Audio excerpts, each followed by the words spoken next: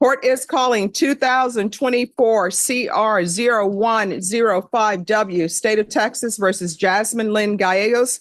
Did you understand you're charged with the offense of unlawfully carrying a weapon with a felony conviction? That is a second-degree felony. Range of punishment is anywhere from 2 to 20 years in prison and up to $10,000 fine. Yes, ma'am. According to the plea, punishment is to be assessed at 5 years in the prison. There's a $1,000 fine and state recommends community supervision. Did you understand that to be the plea? Yes, ma'am. Defense? Yes, ma'am. State? Yes, Your Honor. Showing- Sorry, the only thing I forgot to put in the paperwork, and I've just spoken with defense counsel about this, is the defendant is also agreeing to forfeit her rights to any of the weapons involved in the offense. All right. Are you proceeding with sentencing? Yes, John. Anything you wish to say on behalf of your client? No, Your Honor, we just asked the court to follow the agreement. All right. Do you have any children? No, ma'am. How are you employed? I'm currently unemployed at the moment. Any drug use? No, ma'am. And if you were released, who would you be living with? My grandmother. Does she want you living with her? Yes, ma'am. Have you talked to her and she said she wants you living with her? Yes, ma'am. I have a good support system out there with my family. All right. You know you're not supposed to have weapons. Why do you have weapons? I made a mistake, Your Honor. No, you didn't. You made a choice. So why do you have weapons? You know you're not supposed to have them. A mistake is somebody gave you a bag, you didn't know weapons were in it, and then there were weapons.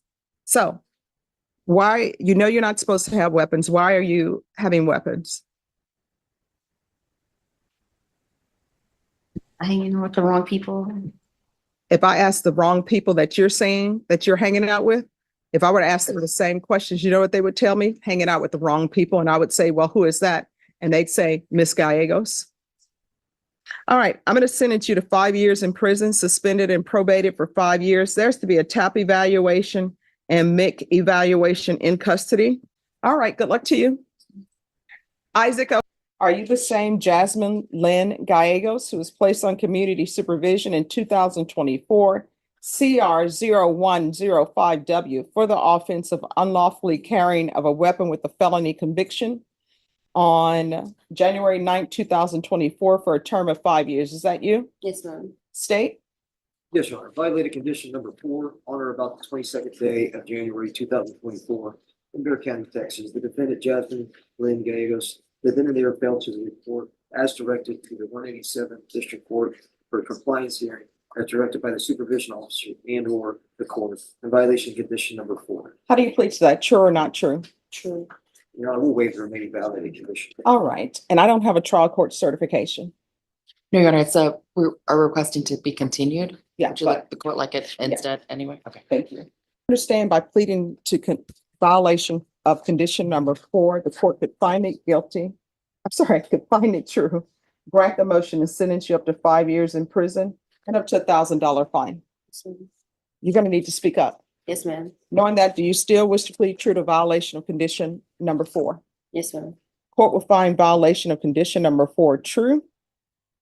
Is there a proposed agreement? This proposed agreement, Your Honor, it is to deny the motion and continue her on her community supervision with additional TAP evaluation done while in custody and follow the recommendations of mental health eval in custody, ISP gang evaluation in custody, and also a UA hotline for 90 days, plus proof of residency and employment every 90 days. All right, so why should I follow this agreement? It appears that she hasn't done anything. Has she done anything on probation? No, Your Honor. All right, and then I had a compliance hearing. I always do compliance hearings. If there's an issue, people can come in, tell me what their issue is, and we can get them back on track. So I don't understand why I should continue her. We're just asking the court consider it, Your Honor. But I mean, somebody needs to give me a reason why, because she is on probation. She hasn't done anything. And to get her back on track, I set it for a compliance hearing and she did not show. So I don't understand why I should continue her. I call my client, Your Honor. All right, can you raise your right hand? Do you solemnly swear or affirm the testimony you give will be the truth and nothing but the truth, so help you God? Yes, ma'am. All right, you can lower your hand, state your name for the record. Jasmine Lynn Gallegos. Are you asking the court to consider release or continue on probation? Yes, ma'am. And why is that? Because I never started it. And I got released and I didn't turn myself back in, but I want to do something better. All right, do you need to speak up? I want to do something better in life.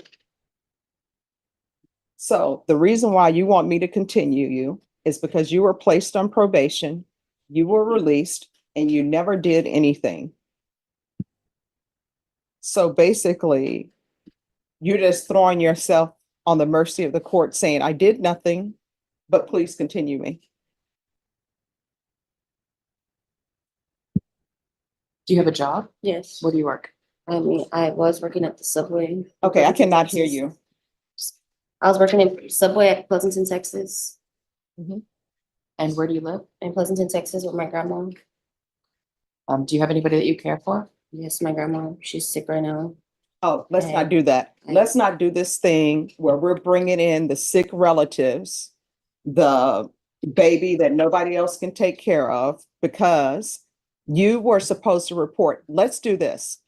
This is what can help me understand whether or not I should continue. Let's assume you don't have a sick grandmother, you don't have any sick relatives, you don't have any sick children. It's just you. Why should you be continued on probation? Don't tell me that Subway needs somebody to make sandwiches. Let's assume that Subway doesn't need anybody to make sandwiches. Why should I be continuing you? Because I want to prove to you that I can do it. But you have not. But okay, but you want to prove to me that you can do it? So All right. Any other questions? Is there any other reason why you're asking the court to continue your probation? no, Do you believe you have a drug problem? no. All right, so she don't have a drug problem. Why didn't you report?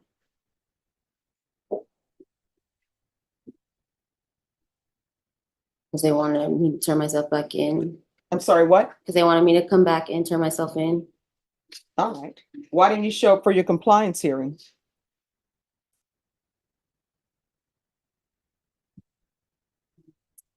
I'm sorry, I can't hear you. I don't know, ma'am. All right. Do you have a mental health issue? Have you ever been diagnosed with any mental health issues? No.